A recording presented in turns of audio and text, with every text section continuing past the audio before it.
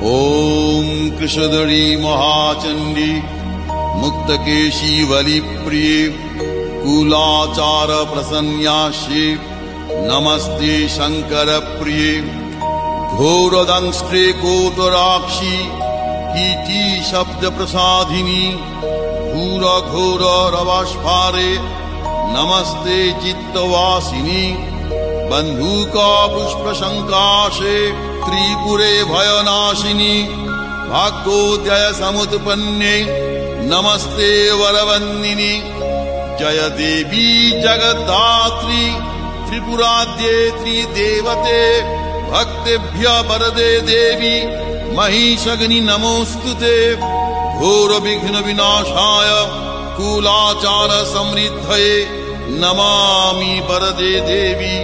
मुंडमाला विभूषणे।